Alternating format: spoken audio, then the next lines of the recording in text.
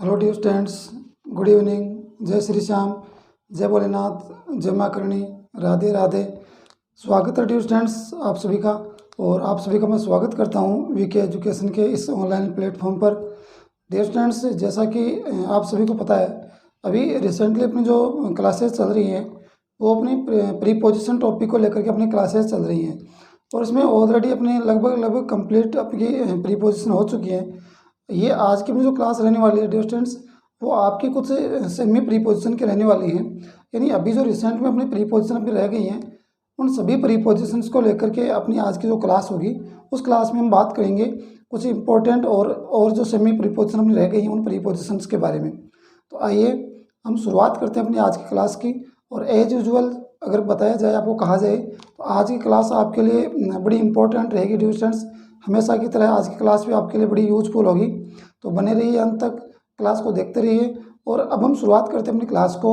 और अपनी क्लास की शुरुआत करने से पहले आपको ये बता दूं कि इससे पहले अपने कुछ इंपॉर्टेंट टॉपिक्स कंप्लीट हो चुके हैं, जिनमें हमने टेंस एंड टाइम को कंप्लीट किया है।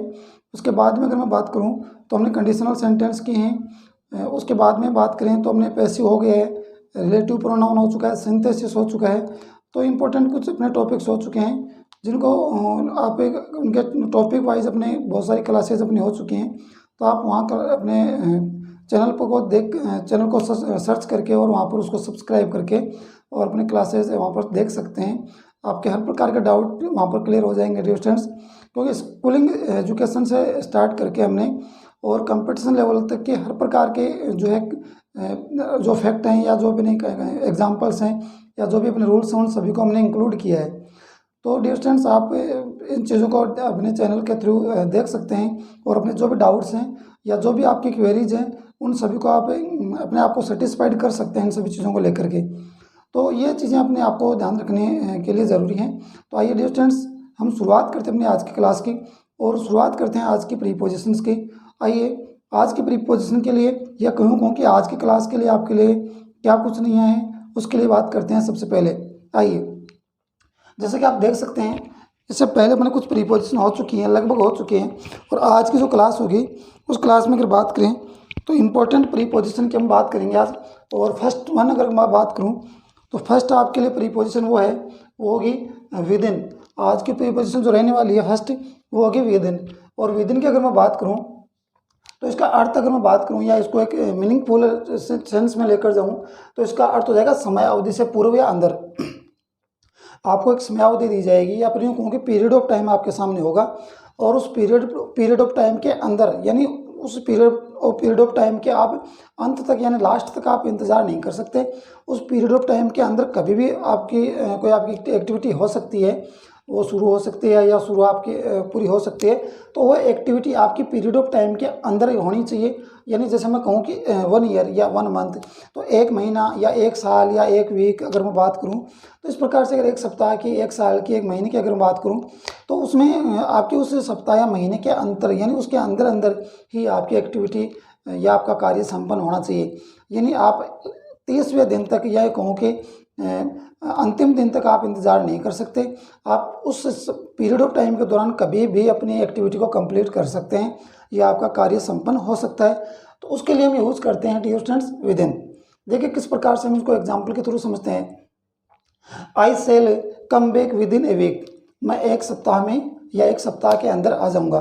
देख सकते हैं आप, I shall come back within a week, यानी मैं 1 सप्ताह के अंदर आ जाऊँगा। अब देखिए यहाँ पर ए वीक दिया है, तो ए वीक का मतलब यह है डियर स्टूडेंट्स यहाँ पर कि 1 सप्ताह के अंदर 1 सप्ताह में हमारे जो 7 दिन होते हैं, 7 डेज होते हैं, उन 7 डेज के अंदर अंदर वो कभी भी आ सकता है। ध्यान रखें, हो सकता है कि वो 5th डे भी आ जाए, हो सकता है कि वो 4th डे भी आ जाए, हो सकता है कि वो 1st डे ही आ जाए, हो सकता है कि वो लास्ट डे तक वेट ना करे।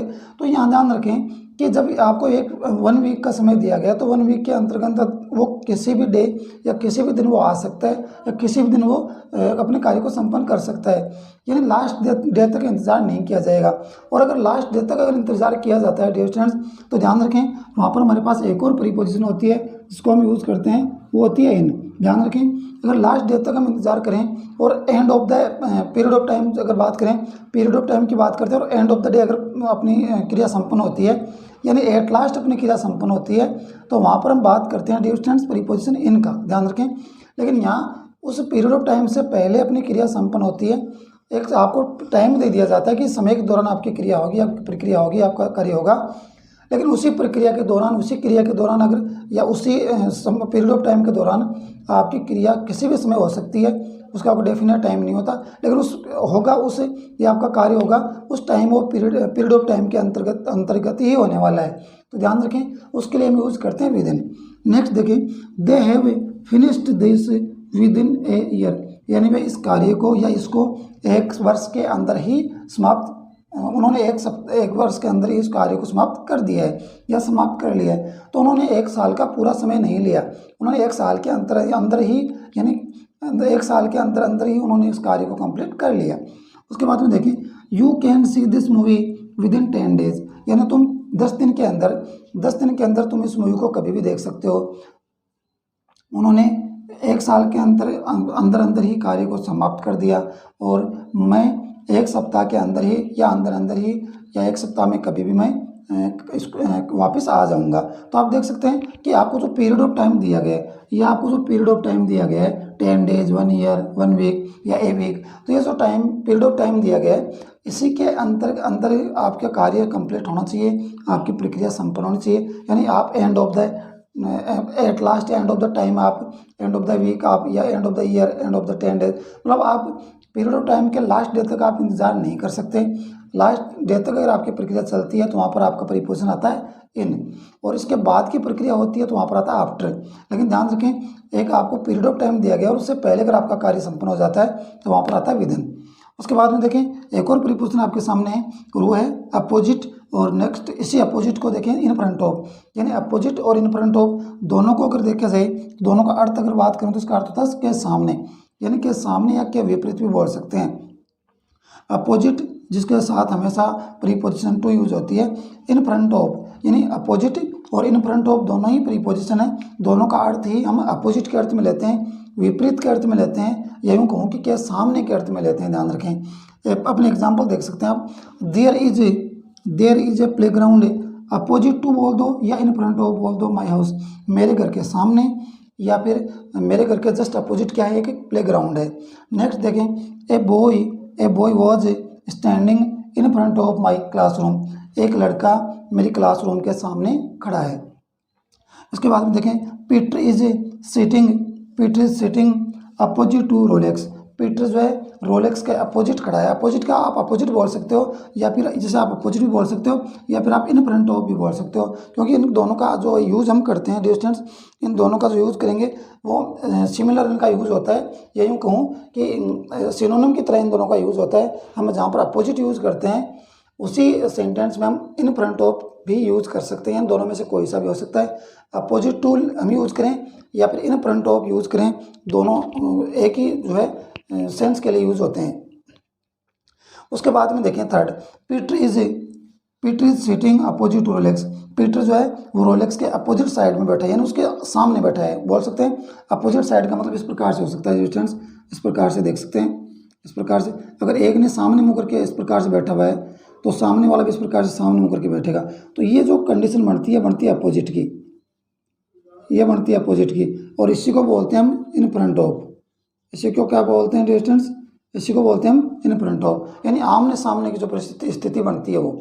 उसके बाद में देखें, there is a hotel opposite to or in front of my college, मेरे कॉलेज के सामने एक होटल है, या मेरी कॉलेज के जस्ट अपोजिट क्या एक होटल है।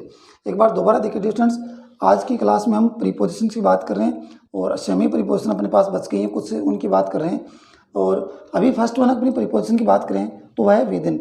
विदिन की अगर मैं बात करूं तो विदिन का अर्थ हम लेते हैं समयावधि से पूर्व या अंदर, यानी कि निश्चित समयावधि आपके सामने होगी और उस निश्चित समयावधि से पूर्व आप उस एंड ऑफ द टाइम आप वेट किए बिना अपने कार्य को या अपने एक्टिविटी को समयावधि से पूर्व ही या समयावधि के अंदर ही आप कार्य को संपन्न कर लेते हैं या एक्टिविटी पूर्ण हो जाती है। तो वहाँ पर बात करें वो आप उसके लिए हम यूज़ करते हैं डिस्टेंस विदिन प्रीपोजिशन वहाँ पर यूज़ होती है। एग्जांपल देखें, I shall come back within a week, मैं एक सप्ताह के अंदर आ जाऊंगा, एक सप्ताह के अंदर अंदर आ जाऊंगा, यानी एक सप्ताह तक लास्ट तक नहीं आऊँगा, बल्कि एक सप्ताह में कभी भी आ सकता हूँ। उसके बाद में देखें, they have finish this with in a year, उन्होंने इस कार्य को एक साल के अंदर ही या एक साल के अंदर ही इसको कंप्लीट कर लिया। उसके बाद में देखें, you can see this movie with in 10 days, तुम इस मूवी को या आप इस मूवी को 10 दिन के अंदर देख सकते हो, या 10 दिन में कभी भी देख सकते हो, 10 दिन के अंदर अंदर ही इसको आप देख सकते हो। यानी आप 10 डेज का आपका टाइम ऑफ पीरियड है, उसमें कभी भी कर सकते हो और अपनी मूवी देख सकते हो। एक साल का समय है, आप कभी भी कार्य को संपन्न कर सकते हो, और एक वीक का समय है, आप कभी भी आ सकते हो, यानी समय अवधि से पूर्व है। उसके बाद में देखें, अपोजिट टू और अपोजिट के साथ में दिया इन फ्रंट ऑफ, दोनों का जो सेंस होता है वो के सामने या के विपरीत के अर्थ में हम इसका हम यूज करते हैं। देखिए किस प्रकार से, there is a playground opposite to or in front of my house, मेरे घर के सामने मेरे घर के सामने या जस्ट विपरीत क्या है, एक प्लेग्राउंड है। यानी सामने की बात करें, अपोजिट करें, बात एक ही है, दोनों एक ही सेंस के लिए यूज होते हैं। उसके बाद में देखें, a boy was standing in front of my classroom, एक लड़का मेरे क्लासरूम के जस्ट सामने, या यूँ कहूँ कि उसके जस्ट इन फ्रंट ऑफ सामने या बिल्कुल सामने खड़ा है। उसके बाद में देखिए, Peter is sitting opposite to Rolex, Peter Rolex के अपोजिट साइड में खड़ा है, या पीटर रोलेक्स के विपरीत खड़ा है, या फिर आप ऐसे भी बोल सकते हो पीटर रोलेक्स के सामने खड़ा है। उसके बाद में देखें, there is a hotel opposite to or in front of my college, मेरे कॉलेज के सामने एक होटल है, या उसके विपरीत साइड में एक होटल है। तो I hope dear students, within जो प्रीपोजिशन है वो समयावधि से पूर्व अगर कोई कार्य होता है, समयावधि के अंतर्गत आपका कोई कार्य होता है, तो उसके लिए हम यूज़ करते हैं विद इन, और सामने या विपरीत के अर्थ में हम यूज़ करते हैं अपोजिट या इन फ्रंट ऑफ, दोनों में से कोई सा भी एक। उम्मीद करता हूँ कि आपको ये पसंद आया होगा। इसके बाद में डियर स्टूडेंट्स हम और अपनी इंपॉर्टेंट प्रीपोजिशन की बात करते हैं, और नेक्स्ट आपकी जो प्रीपोजिशन रहने वाली है, आइए बात करते हैं। और नेक्स्ट आपकी प्रीपोजिशन होगी, वो होगी आपकी बिसाइड और बिसाइड्स। दोनों ही प्रीपोजिशन सिमिलर सी लगती हैं बोलने में भी और लिखने में भी, लेकिन दोनों का सेंस अलग है, दोनों का अर्थ अलग है, और दोनों यूज अलग अलग मीनिंग के लिए यूज होती हैं। आइए बात करते हैं प्रीपोजिशन बिसाइड और बिसाइड्स की।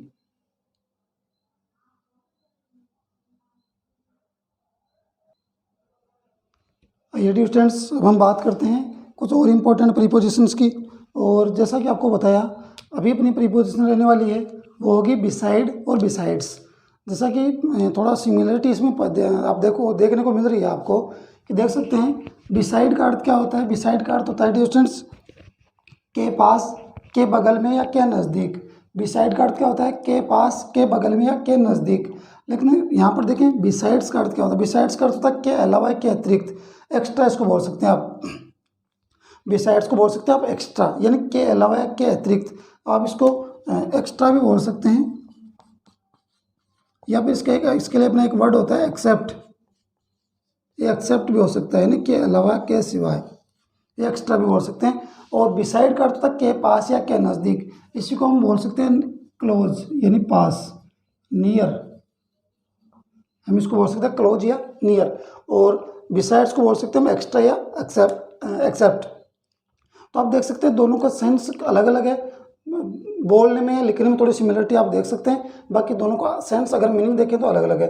बिसाइड की बात करें, बिसाइड का अर्थ होता है डिस्टेंस, के पास, के बगल में या के नज़दीक। अगर देखा जाए तो पास या नज़दीक के अर्थ में हम प्रयोग करते हैं बिसाइड का, और उसी अर्थ में हम इसको जो है एक सेंटेंस में यूज करते हैं। देखिए किस प्रकार से, रिया फॉरगॉट हर पर्स, रिया अपना पर्स भूल गई बिसाइड द टेलीफोन, यानी टेलीफोन के पास, टेलीफोन के नज़दीक वो अपना पर्स भूल जाती है या भूल गई।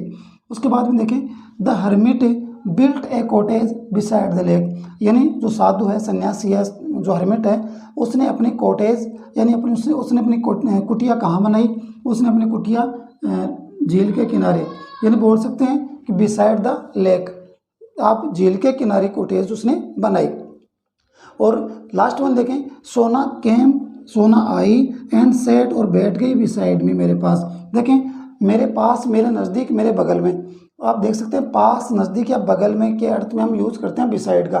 रिया forgot her purse beside the telephone, यानी रिया अपना पर्स कहाँ भूल गई, टेलीफोन के पास या टेलीफोन के नज़दीक। तो पास के अर्थ में या नज़दीक के अर्थ में बिसाइड का यूज हुआ है। नेक्स्ट है the hermit built a cottage beside the lake, साधु ने यानी सन्यासी ने, साधु ने अपनी कुटिया नदी झील के किनारे या झील के नज़दीक बनाई। तो यहाँ पर नज़दीक के अर्थ में बिसाइड का प्रयोग हुआ है। लास्ट वन है सोना came and set beside me, सोना आई और मेरे पास बैठ गई। तो यहाँ पर पास के अर्थ में यूज हुआ है डिस्टेंस किसका, बिसाइड्स का। यहाँ पर पास के अर्थ में यूज हुआ है बिसाइड्स का।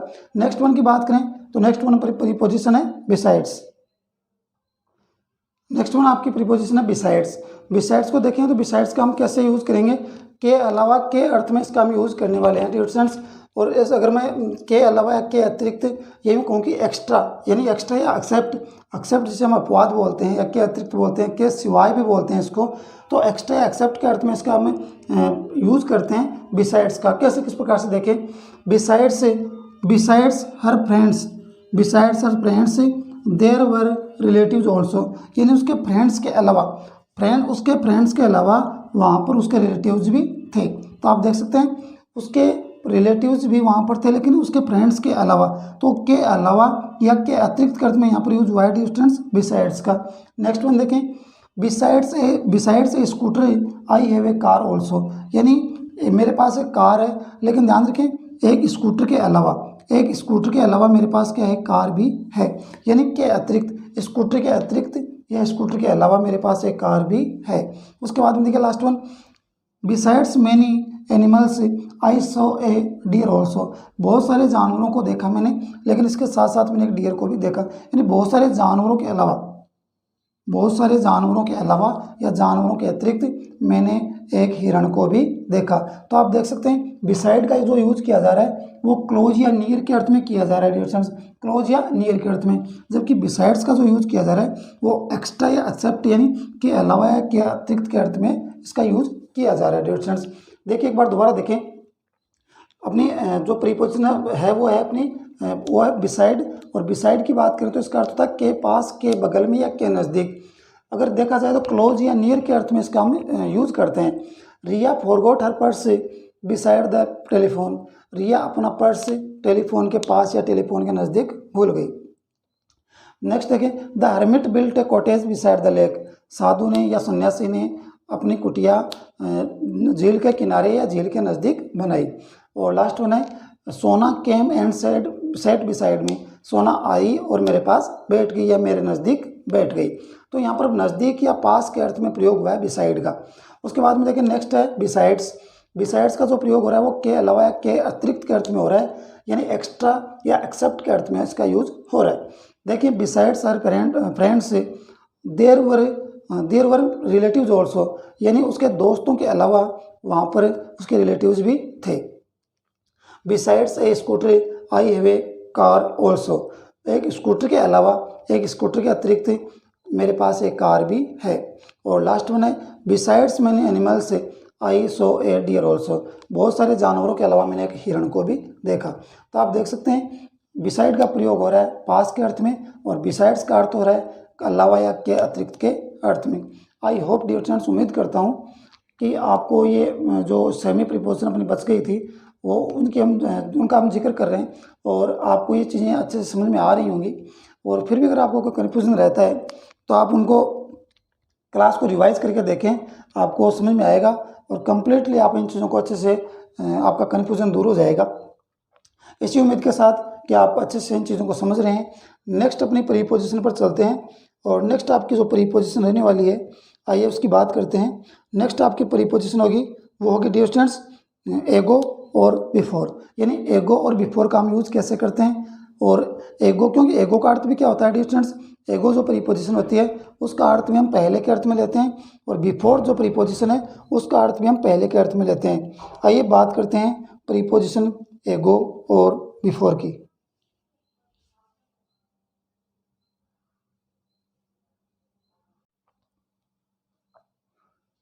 आइए डियर स्टूडेंट्स, अब हम बात कर लेते हैं कुछ और इम्पोर्टेंट प्रीपोजिशन की।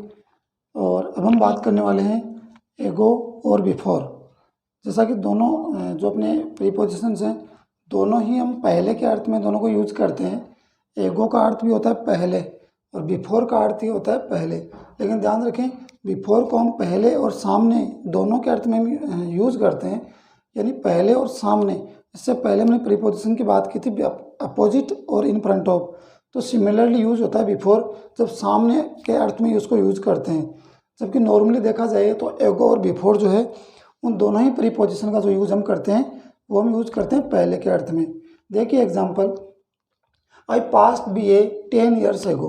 देख सकते हैं आप। इसके साथ साथ आपको एक चीज़ और ध्यान रखनी पड़ेगी कि एगो और बिफोर दोनों ही आपके जो आपके प्रीपोजिशंस हैं उनको अगर पहले के अर्थ में अगर प्रयोग करेंगे तो ध्यान रखें, अगर मैं एगो की बात करूं तो एगो का जो प्रयोग हम करने वाले हैं वो हम नॉर्मल जो सिंपल पास्ट होता है उसमें यूज़ करते हैं। ध्यान रखें,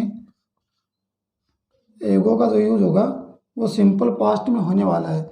लेकिन अगर बिफोर की बात करूं तो बिफोर का जो यूज़ होगा वो सिंपल पास्ट में ना होकर के ये आपका बोल सकते हैं कि कंडीशनल पास्ट में होगा।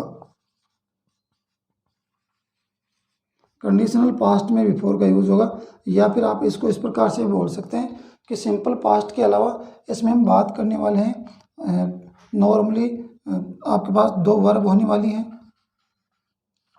या फिर यूँ बोल सकते हैं कि इसमें दो आपके पास सेंटेंस होने वाले हैं। इसमें आपके पास दो सेंटेंसेस भी हो सकते हैं, दो वर्ब भी हो सकती हैं, या फिर कंडीशनल पास्ट इसको हम बोल सकते हैं। यानी नॉर्मल जो सिंपल पास्ट होगा वहाँ पर एगो का प्रयोग करेंगे, और उसके बाद में जो आपके एज ए कंजक्शन आपका यूज़ होता है, एज ए प्रीपोजिशन आपका यूज़ होता है। तो ध्यान रखें, कंडीशनल पास्ट हो या फिर उसमें एक ही सेंटेंस में दो वर्ब हो या फिर दो सेंटेंस भी हो सकते हैं। तो ध्यान रखें ऐसी सिचुएशन में हम यूज़ करते हैं एगो की बजाय बिफोर का, ये ध्यान रखें आप नॉर्मली। तो यहाँ देखिए एगो की बात करते हैं, पहले के अर्थ में यूज़ कर रहे हैं। एग्जाम्पल देखें, एग्जाम्पल की बात करूँ तो देख सकते हैं आई पास्ट BA 10 ईयर्स एगो, यानी सिंपल पास्ट है कि मैंने 10 साल पहले BA पास किया या BA मैंने क्लियर कर लिया। तो आप देख सकते हैं सिंपल पास्ट का एग्जाम्पल दे रखा, आपको सेंटेंस दिया है तो प्रयोग हुआ है एगो का। उसके बाद में देख सकते हैं आप, she return my book just a week ago, उसने मेरी बुक एक सप्ताह पहले ही लौटाई। उसने मेरी बुक एक सप्ताह पहले लौटा दी। तो देखिए यहाँ पर सिंपल पास्ट का प्रयोग किया गया है, तो आप देख सकते हैं एगो का प्रयोग किया गया है। उसके बाद में देखिए लास्ट वन है लॉन्ग एगो, यानी बहुत समय पहले। The people lived in caves, यानी जो लोग हैं वो गुफाओं में रहा करते थे। बहुत समय पहले की बात बता रहे हैं, लोग गुफाओं में रहा करते थे। तो आप देख सकते हैं यही आपका सिंपल पास्ट दिया है लिव्ड है, यहाँ सिंपल पास्ट दिया है रिटर्न्ड है, यहाँ सिंपल पास्ट दिया है पास्ट है। तो आप देख सकते हैं तीनों ही एग्जाम्पल में सिंपल पास्ट का प्रयोग किया गया है। तो यहाँ पर आपकी प्रीपोजिशन आ रही है एगो, जबकि थोड़ा चेंज करके हम इसको आगे बिफोर में पढ़ने वाले हैं, क्योंकि यहाँ पर इसका यूज हम पहले के अर्थ में भी करेंगे और सामने के अर्थ में भी करेंगे। पहले एग्जांपल देखें आप, I passed BSc before he is coming to Jaipur. देख सकते हैं आप, यहाँ आप फर्स्ट को और एगो में जो फर्स्ट एग्जांपल है उसको और बिफोर में जो फर्स्ट एग्जांपल है उसको आप कंपेयर करें, दोनों में आप देख सकते हैं यहाँ पर सिंपल पास्ट है बिल्कुल, लेकिन यहाँ देखें यहाँ पर बिफोर के बाद में आपको एक और देख सकते हैं कि वर्ब देखने को मिल रही है, और आगे आपको बिफोर या के बाद में आपको कुछ ना कुछ लिखा हुआ मिल रहा है, चाहे आपकी वर्ब हो या फिर आपकी कोई नाउन हो या फिर सेंटेंस भी हो सकता है। तो आप देख सकते हैं, जबकि एगो में ऐसा कुछ नहीं है, एगो में सिंपल पास्ट का यूज़ होता है। तो आप देख सकते हैं यहाँ पर before he is coming to Jaipur, यानी उसके जयपुर आने से पहले ही मैंने BSc पास कर ली। उसके बाद में देखें तो यहाँ पर बिफोर का जो प्रयोग हो रहा है वो प्रयोग हो रहा है पहले के अर्थ में। फिर देखें they had completed the work before I return, यानी मेरे लौटने से पहले ही उन्होंने अपना कार्य कर लिया था। उन्होंने कार्य कर लिया था, लेकिन कब? मेरे लौटने से पहले ही। तो यहाँ पर भी बिफोर का जो प्रयोग हो रहा है, बिफोर का यूज हो रहा है पहले के अर्थ में। उसके बाद में देखें there is a huge tree before city hospital, city hospital के जस्ट सामने एक बहुत बड़ा पेड़ है। तो यहाँ पर बिफोर का जो प्रयोग हो रहा है वो पहले के अर्थ में ना होकर के यहाँ पर बिफोर का जो प्रयोग हो रहा है वो हो रहा है सामने के अर्थ में, यानी सिटी हॉस्पिटल के सामने एक बहुत बड़ा पेड़ है।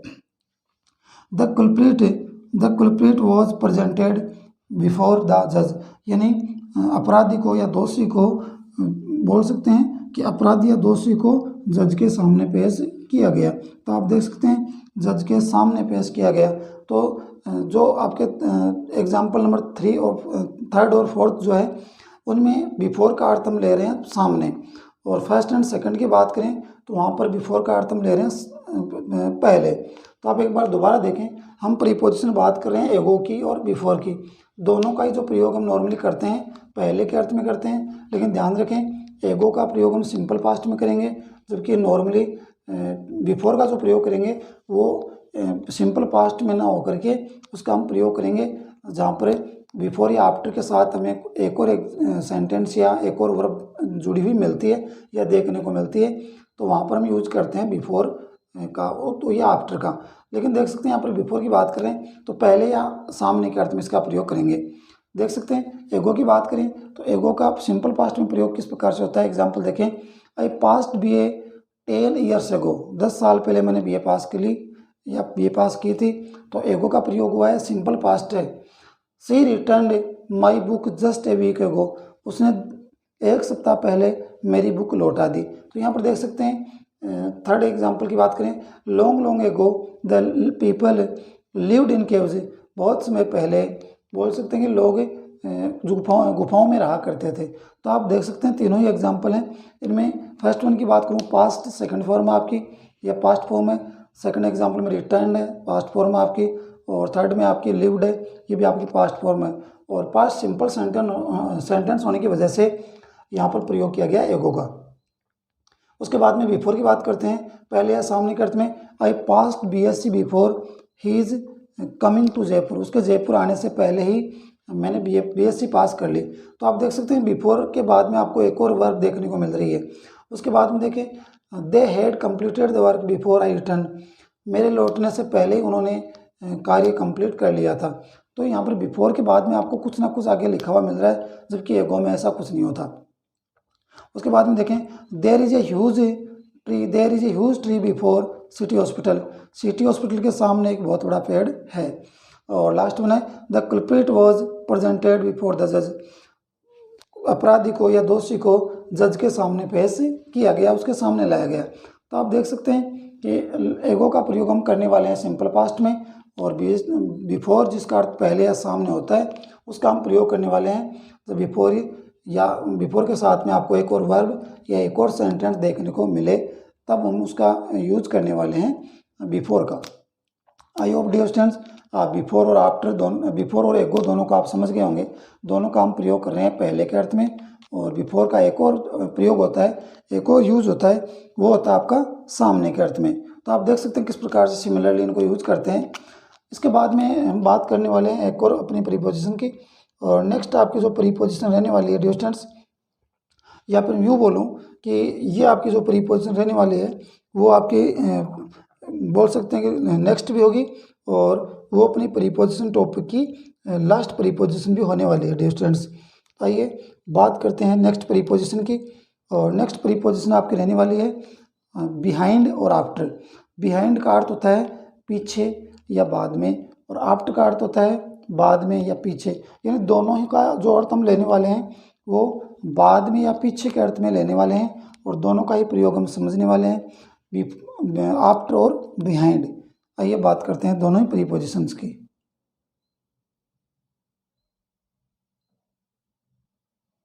आइए स्टूडेंट्स हम बात कर लेते हैं अपनी एक और प्रीपोजिशन की, और नेक्स्ट जो आपकी प्रीपोजिशन रहने वाली है वो प्रीपोजिशन डियर स्टूडेंट्स रहने वाली है आपकी प्रीपोजिशन टॉपिक में लास्ट आपकी प्रीपोजिशन है रहने वाली है, और उसके बाद में अपना प्रीपोजिशन का टॉपिक कंप्लीट होने वाला है। तो आइए बात करते हैं लास्ट वन अपनी प्रीपोजिशन की, और वो रहने वाली है बिहाइंड या आफ्टर। देख सकते हैं आप, इससे पहले मैंने बात की थी एगो और बिफोर की, और यहाँ पर बात करेंगे हम बिफोर बिहाइंड एंड आफ्टर। तो बिहाइंड एंड आफ्टर दोनों का बात करें तो दोनों का अर्थ की बात करता हूँ तो अर्थ हो जाएगा इसका बाद में या पीछे। देख सकते हैं बिहाइंड हो चाहे आफ्टर हो, दोनों को हम नॉर्मली बाद में यानी बाद में के अर्थ में भी यूज़ करते हैं और पीछे के अर्थ में भी यूज़ करते हैं, ध्यान रखें। आफ्टर का यूज़ भी हम पीछे के अर्थ में हम करते हैं, ध्यान रखें। आगे एग्जाम्पल में हम इनको सीखने वाले हैं कि बिहाइंड का प्रयोग तो हम पीछे के अर्थ में करते ही करते हैं, इसके साथ में हम आफ्टर का यूज़ भी हम पीछे के अर्थ में करते हैं, ध्यान रखें। तो किस प्रकार से को एग्जाम्पल के थ्रू हम समझते हैं तब आपको ज़्यादा समझ में आएगा, तब आपके लिए बेटर रहेगा। देखिए we should not criticise others behind their back, यानी हमें दूसरों को उनके पीठ पीछे उनकी बुराई नहीं करनी चाहिए। आप इसको नॉर्मली समझ सकते हैं किस प्रकार से, जनरली इसका अर्थ हो जाएगा कि हमें दूसरों की उनके पीठ पीछे बुराई नहीं करनी चाहिए, उनकी आलोचना नहीं करनी चाहिए। तो आप देख सकते हैं पीठ पीछे की बात आ रही है, तो बिहाइंड का यहाँ पर जो अर्थ निकल रहा है वो पीछे निकल रहा है, यानी पीठ पीछे की बात हो रही है। तो यहाँ पर पीठ पीछे किसी की बुराई नहीं करनी चाहिए, यहाँ पर आप देख सकते हैं बिहाइंड का प्रयोग किया गया है। नेक्स्ट एग्जाम्पल की बात करें, my house is just behind Shiva temple, यानी मेरा जो घर है वो क्या है, शिवा टेम्पल यानी शिव जी का जो टेम्पल है, मंदिर है, उसके जस्ट पीछे है, यानी उसके बिहाइंड में है, पीछे है। तो यहाँ पर जो एग्जाम्पल दे रखा है आपको, my house is just behind Shiva temple, मेरा जो घर है वो शिव टेम्पल के जस्ट पीछे है। तो यहाँ पर बिहाइंड का जो अर्थ हुआ है या जो प्रयोग हुआ है वो पीछे के अर्थ में हुआ है। उसके बाद में देखें, the Chetak express is behind it schedule time, यानी चेतक एक्सप्रेस है जो उसका जो शेड्यूल है, या यूँ कहूँ कि उसका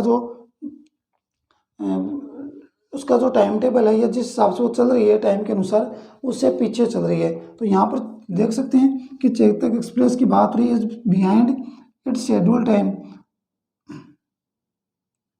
इट्स शेड्यूल टाइम हो जाएगा डिस्टेंस से, इट्स नहीं है, इट नहीं है, it's schedule time. Chetak express is behind it's schedule time, यानी चेतक एक्सप्रेस अपने निर्धारित समय से क्या चल रही है, पीछे है या पीछे चल रही है। तो यहाँ पर भी बिहाइंड का प्रयोग हुआ है पीछे के अर्थ में। उसके बाद में देखें, the police man rain after the thief, यानी सिपाही चोर के पीछे दौड़ा। यहाँ पर आफ्टर का अर्थ क्या हो रहा है, पीछे। ध्यान रखें यहाँ पर आफ्टर का अर्थ हो रहा है पीछे, ना कि बाद में। But he did not look behind, लेकिन यहाँ पर इसका अर्थ हो रहा है पीछे या बाद में। देख सकते हैं आप, पुलिसमैन चोर के पीछे दौड़ा लेकिन चोर ने पीछे मुड़कर नहीं देखा। तो यहाँ पर देख सकते हैं लुक बिहाइंड, उसने पीछे देखा ही नहीं। तो यहाँ पर आफ्टर का अर्थ हो रहा है आपका पीछे, और यहाँ पर बिहाइंड का अर्थ भी क्या हो रहा है, पीछे। यानी चोर पुलिस के पीछे, पुलिस जो है चोर के, सिपाही चोर के पीछे दौड़ता है और चोर पीछे देखता नहीं है। तो दोनों का अर्थ ही जो है, चाहे वो आपका बिहाइंड हो चाहे आफ्टर हो, थर्ड एग्जाम्पल में दोनों का अर्थ ही क्या हो रहा है, पीछे। उसके बाद में देखें, the man rain after the bus, वह व्यक्ति या वह आदमी बस के पीछे दौड़ा। तो यहाँ पर देख सकते हैं आफ्टर का जो अर्थ हो रहा है वो क्या हो रहा है, पीछे। उसके बाद में देखें, द बर्ड फ्लू हाई, यानी बर्ड जो है वो उड़ गया, आसमान में ऊंचाई पर उड़ गया।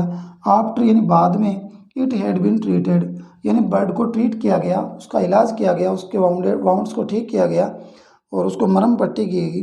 उसके बाद ध्यान रखिए, उसके बाद बर्ड क्या हो गया, आसमान में उड़ गया या वो ऊंचाई पर चला गया। तो यहाँ पर जो इसका अर्थ हो रहा है वो हो रहा है डिस्टेंस बाद में, यहाँ इसका अर्थ क्या हो रहा है, बाद में। तो आपको इन शॉर्ट आप ये समझ लीजिए कि बिहाइंड का अर्थ हम पीछे के अर्थ में लेते हैं, ध्यान रखें नॉर्मली, लेकिन आफ्टर का अर्थ हम पीछे के अर्थ में भी लेते हैं और बाद में के अर्थ में भी लेते हैं। या दोनों सेंस में आप यहाँ पर एग्जाम्पल देख सकते हैं। एक बार दोबारा देखें, बिहाइंड और आफ्टर की हम बात कर रहे हैं, बाद में और पीछे के अर्थ में इनका प्रयोग करते हैं। एग्जाम्पल देखें, we should not criticise others behind their back, हमें दूसरों की उनकी पीठ पीछे बुराई या उनकी आलोचना नहीं करनी चाहिए। तो पीछे के अर्थ में प्रयोग हुआ है बिहाइंड का। My house is just behind Shiva temple, मेरा घर शिव टेम्पल या शिव मंदिर के पीछे है। तो यहाँ पर पीछे के अर्थ में प्रयोग हुआ है बिहाइंड का। The Chetak express is behind it's scheduled time, यानी चेतक एक्सप्रेस अपने निर्धारित समय से पीछे है या पीछे चल रही है। तो यहाँ पर पीछे के अर्थ में प्रयोग हुआ है बिहाइंड का। नेक्स्ट देखें, the policeman rain after the thief but he did not look behind, यानी सिपाही चोर के पीछे दौड़ता है, पीछे दौड़ा लेकिन उसने पीछे मुड़कर नहीं देखा या पीछे नहीं देखा। तो आफ्टर और बिहाइंड दोनों का यहाँ पर प्रयोग हुआ है पीछे के अर्थ में। The man rain after the bus, व्यक्ति या आदमी बस के पीछे दौड़ा। तो यहाँ पर पीछे के अर्थ में अर्थ हुआ आफ्टर का। The bird flew high before it had been treated, पक्षी का इलाज किया गया, उसको मरहम पट्टी की गई, उसके वाउंड्स ठीक किए गए, उसकी बोल सकते हैं उसके बाद में वो आसमान में उड़ गया है, उड़ जाता है। तो यहाँ पर आफ्टर का जो प्रयोग हुआ है वो पीछे के अर्थ में ना होकर के यहाँ पर प्रयोग हुआ है बाद में के अर्थ में। तो आप देख सकते हैं डियर स्टूडेंट्स, ये अपनी प्रीपोजिशन थी बिहाइंड एंड आफ्टर, और इसी प्रीपोजिशन के साथ अपना प्रीपोजिशन का जो टॉपिक है वो डियर स्टूडेंट्स कंप्लीट होता है। और बहुत सारी प्रीपोजिशंस हमने कंप्लीट की हैं, ऑलमोस्ट अपनी 10 क्लासें या 10 क्लासेज अपनी कंप्लीट हो चुकी हैं प्रीपोजिशन टॉपिक को लेकर के, थोड़ी ज़्यादा हो चुकी हैं, लेकिन हमने ज़्यादा लंबी क्लास को बनाया नहीं है, छोटी क्लास हमने इसमें की है। ऑलमोस्ट 35 या 40 मिनट्स तक हमने इसको कंप्लीट किया है, इसलिए क्लासेज ज़्यादा हो गई हैं। तो कोई बात नहीं डियर स्टूडेंट्स, जितनी ज़्यादा क्लासें उतना ही ज़्यादा आपको इसमें मैटर मिलेगा या उतना ही आपको डीपली चीज़ें सीखने को मिलेंगी। आइए डियर स्टूडेंट्स, अब हम बात करते हैं अपनी क्लास के एंड ऑफ दैट, जैसे हम बात करते हैं नॉर्मली अपनी वोकैब की। और आज के अपने वोकैब के 2 इंपॉर्टेंट वर्ड रहने वाले हैं। उनमें फर्स्ट वन रहेगा फ्रॉडुलेंट, और फ्रॉडुलेंट का जो अर्थ होता है डियर स्टूडेंट्स चीटर, यानी चीटर बोल दो, धोखेबाज बोल दो, कपटी बोल दो, डिसीवर बोल दो, तो फ्रॉडुलेंट आपका वर्ड होगा। और नेक्स्ट वन जो आपका वर्ड रहने वाला है वो रहने वाला है डियर स्टूडेंट्स फर्टिव। नेक्स्ट वन जो वर्ड रहेगा वो रहेगा फर्टिव। फर्टिव की अर्थ की बात करूँ तो इसका अर्थ हो जाएगा चोरी छुपे किया जाने वाला कार्य, या चोरी छुपे किया जाने वाला कार्य, या सीक्रेटली जो कार्य किया जाता है वो उसको बोलते हैं हम डियर स्टूडेंट्स फर्टिव। आइए बात करते हैं फ्रॉडुलेंट और फर्टिव दोनों ही इंपॉर्टेंट वोकैब के वर्ड्स की।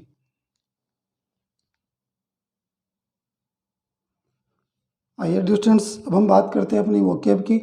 और वोकैब में अगर बात करें तो फर्स्ट वन जो आपका वर्ड रहेगा वो रहने वाला है डियर स्टूडेंट्स फ्रॉडुलेंट। फ्रॉडुलेंट जो आपका वर्ड होगा, और फ्रॉडुलेंट का जो अर्थ रहने वाला है वो रहेगा आपका डियर स्टूडेंट्स कपटी या धोखेबाज, या जिसको हम चीटर बोलते हैं। ध्यान रखिए, फ्रॉडुलेंट का अर्थ हो जाएगा कपटी या धोखेबाज। अगर सिनोनिम की बात की जाए तो सिनोनिम हो जाएगा आपका काउंटरफेट। काउंटरफेट के बाद में रहेगा आपको क्राफ्टी। क्राफ्टी के बाद में आपको दिया है डिसीटफुल, और डिसीटफुल के बाद में लास्ट में दिया है स्पूरियस। एक बार दोबारा देखें, सिनोनिम की बात कर रहे हैं काउंटरफेट, उसके बाद में क्राफ्टी, डिसीटफुल, और लास्ट वन हो जाएगा स्पूरियस। एंटोनिम में बात करें या इसके अपोजिट में बात करें हो जाएगा जेन्युइन। जेन्युइन के बाद में जाएगा, जेन्युइन के बाद में दिया ऑनेस्ट, उसके बाद में दिया ऑनरेबल, और लास्ट में दिया है डियर स्टूडेंट्स ट्रस्टवर्दी। एक बार दोबारा देखें, एंटोनिम में जेन्युइन हो जाएगा, ऑनेस्ट, ऑनरेबल और ट्रस्टवर्दी। ये आपके इंपॉर्टेंट एंटोनिम्स और सिनोनिम है फ्रॉडुलेंट वर्ड के, जिसका अर्थ होता है कपटी या धोखेबाज। उसके बाद में नेक्स्ट वर्ड देखें फर्टिव होता है, इसको फर्टिव भी बोलते हैं। फर्टिव का जो अर्थ होता है वो होता है चोरी छिपे किया जाने वाला, इसको हम सीक्रेट बोलते हैं, गुप्त बोलते हैं।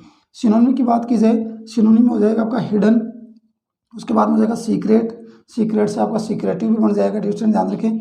उसके बाद में हो जाएगा स्टील्दी, स्टील्दी के बाद में दिया आपको सरेप्टिशियस, स्टील्दी के बाद में दिया है सरेप्टिशियस।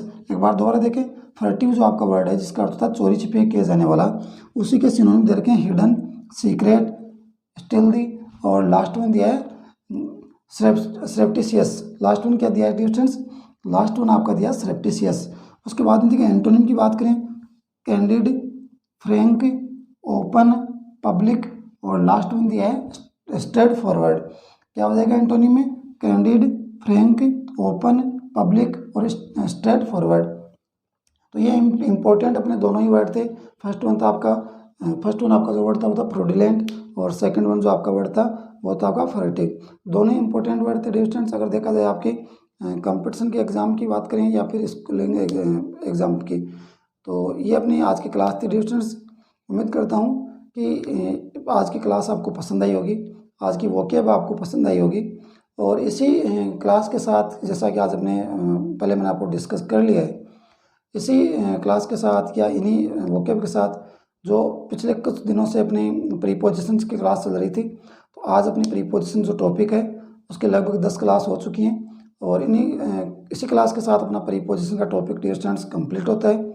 उम्मीद करता हूँ कि प्रीपोजिशन का टॉपिक आपको पसंद आया होगा, और एक बार क्लास को आप रिवाइज़ करके दोबारा देखें। अगर कहीं आपको कन्फ्यूज़न हो तो आपको क्लास को रिवाइज़ करें। फिर भी अगर आपको कन्फ्यूज़न हो तो आप कमेंट बॉक्स में ज़रूर बताएं हमें, हम आपको कम्प्लीटली सेटिस्फाइड करेंगे इस चीज़ के लिए, या जहाँ तक हो सके आपको नेक्स्ट क्लास जब भी होगी उस क्लास में हम चीज़ को डेफिनेटली इसको डिस्कस करेंगे कि कहाँ आपको समस्या है, लेकिन आप वो चीज़ें क्लियर करें, और समस्या रहे तो आप हमें बिल्कुल बताएं। और ध्यान रखें, अगर आपको क्लास पसंद आती है तो आप क्लास को लाइक ज़रूर करें और उसे सब्सक्राइब ज़रूर करें। तो डियर स्टूडेंट्स, इसी उम्मीद के साथ कि नेक्स्ट आपकी जो क्लास होगी वो एक नए टॉपिक के साथ होगी, एक नया आपका टॉपिक होने वाला है नेक्स्ट क्लास में। और नया जो टॉपिक आपका रहेगा वो टॉपिक अब डियर स्टूडेंट्स सब लेने वाले हैं, वो टॉपिक आपका रहने वाला है dear students determiners. Next topic आपका डिटरमाइनर्स का होगा, और बड़ा ही इंपॉर्टेंट आपका डिटरमाइनर्स का टॉपिक है, चाहे आपकी वो कंपटीशन की एग्ज़ाम हो या फिर स्कूलिंग में। स्कूलिंग एजुकेशन में भी आपका कंपटीशन का लेवल देखें या फिर स्कूलिंग एजुकेशन की बात करें तो दोनों ही लेवल पर आपका डिटरमाइनर्स का जो टॉपिक है काफ़ी इंपॉर्टेंट रहता है और काफ़ी इंपॉर्टेंट रहने वाला है स्टूडेंट्स। तो उसी टॉपिक को लेकर के हम बात करेंगे डिटरमाइनर्स की, और डिटरमाइनर्स की क्लास हम स्टार्ट करेंगे जब भी अपनी नेक्स्ट क्लास होगी। तो इसी उम्मीद के साथ कि नेक्स्ट क्लास में आप एज यूजुअल हमारे साथ फिर से जुड़ेंगे, फिर से हमारे साथ जुड़ जाएंगे, फिर से हम आप सभी का कोऑपरेशन हमारे साथ होगा। इसी उम्मीद के साथ अब मैं आप सभी से विदा लेता हूँ। नेक्स्ट क्लास में आप सभी से फिर से मुलाकात होगी। तब तक के लिए नमस्कार, good night, thank you so much for watching this class, keep smiling.